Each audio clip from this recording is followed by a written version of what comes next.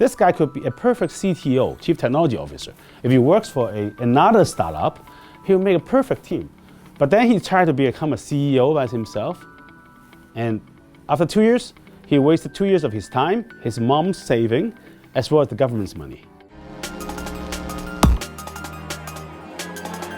And do you want to ask any tips about the startup world, since he has a lot of experience? What's the most important thing for you to invest in a new startup? Like in very early stage, right? Right. You do not have any business traction or this kind of thing. Now I have a more focus, which is the zebra mindset. So I do not invest on anything that is a purely business model innovation. But I think as an angel investor, and also I can say for a lot of my friends, the most important is the team. Yep.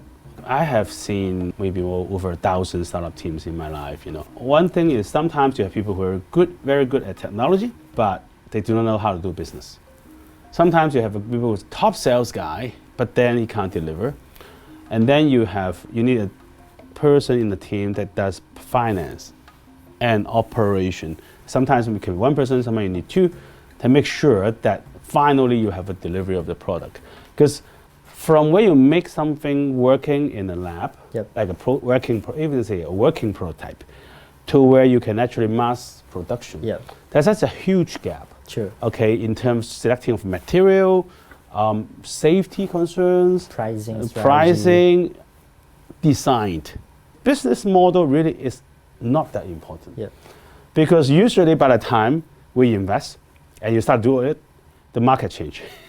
And you need to adjust your business model. But a good team can always turn a failed business model into a working one. I do have a follow-up question. Do you think entrepreneurship is something that can teach? People are born entrepreneurs, or they are not. It's a personal characteristic. What we have today sometimes is that it's very bad, is because of all the encouragement from the media, from government, from everybody saying, we should do startups and things like that. We have turned some of people who are not suitable to be entrepreneurs to become entrepreneurs. This guy could be a perfect CTO, Chief Technology Officer. If he works for another startup, he'll make a perfect team. But then he tried to become a CEO by himself. And after 2 years, he wasted 2 years of his time, his mom's saving, as well as the government's money. Entrepreneurs are usually people, risk takers, quick decision makers. They're always looking for improvement and challenges and things like that. And not everybody's like that. In fact, I will argue only a very small portion of people are like that. And which is not a bad thing. True. Because the society can't all be entrepreneurs. For a long time, Hong Kong has been very dependent on its financial industry. So in your opinion, would that lead to industrial imbalance? And what might be a good solution?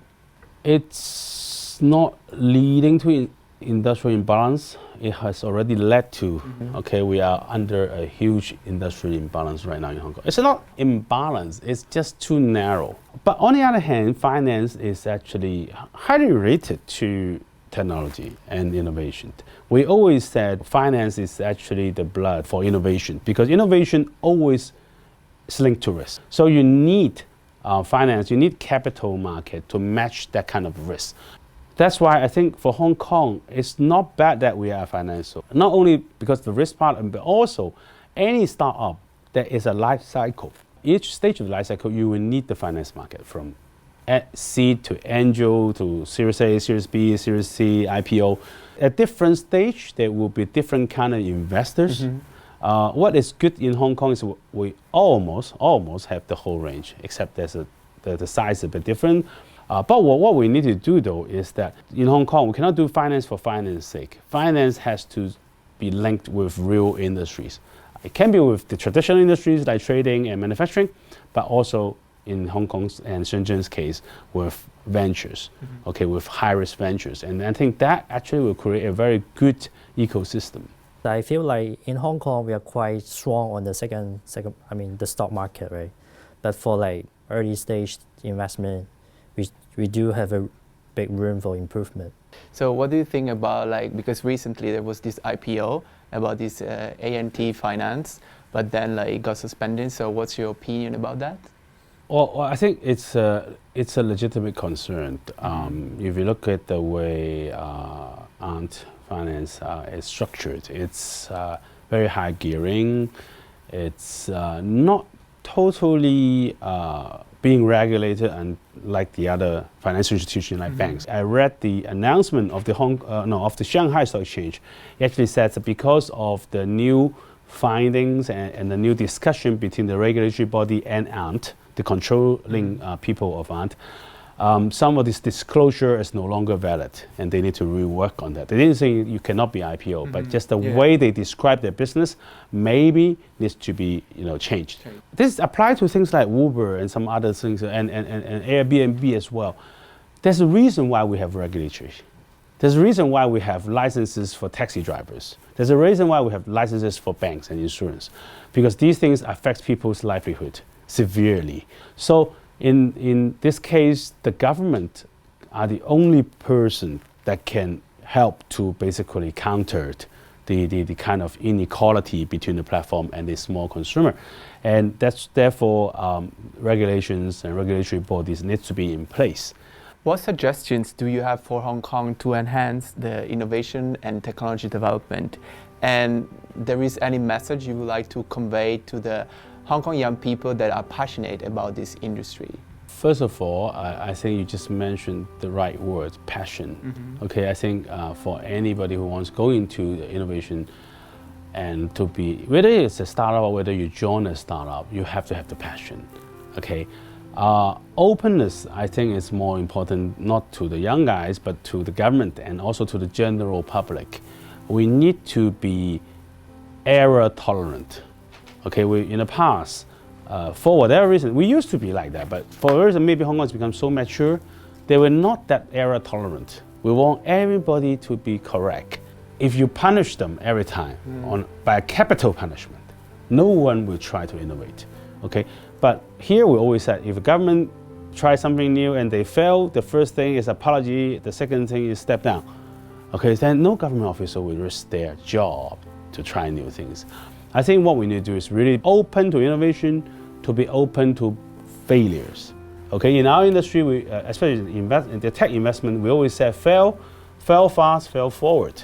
Okay, you learn by failing. If you go to the Silicon Valley, for example, there's so many of these serial entrepreneurs. We had the third consecutive failure of the Falcon rocket for SpaceX. Tesla almost went bankrupt. We closed our financing round 6 p.m. Christmas Eve. And sometimes they were successful in the first one, they would fail in the second and the third, and then they were successful again. It's perfectly okay. Here, I don't know, but maybe in the past it was the traditional Chinese mentality, but then in mainland China it's not like that. The parents will be ashamed if their child failed a venture. Oh, a failed businessman. But if you go to the US, for example, it's just perfectly normal. And I think we need to change to that mindset. Open to new things, open to mistakes, open to failure, but then build on your mistakes and go on. The Hong Kong Science Park top management, I think they need to have more flexibility on their funding management. Yeah, because during entrepreneurship, we are faced a lot of challenges. We need to change our plan from time to time. But regarding to their funding plan, it's hard for us to make changes. So I feel we need to have some improvement about the management on the incubation program. So this is the end of our show. I want to thank again Mr. Hung and Mr. Wong to be part of our show. And I want to remind to everybody who has a different opinion to challenge us and take part of our show. See you next time. Bye-bye.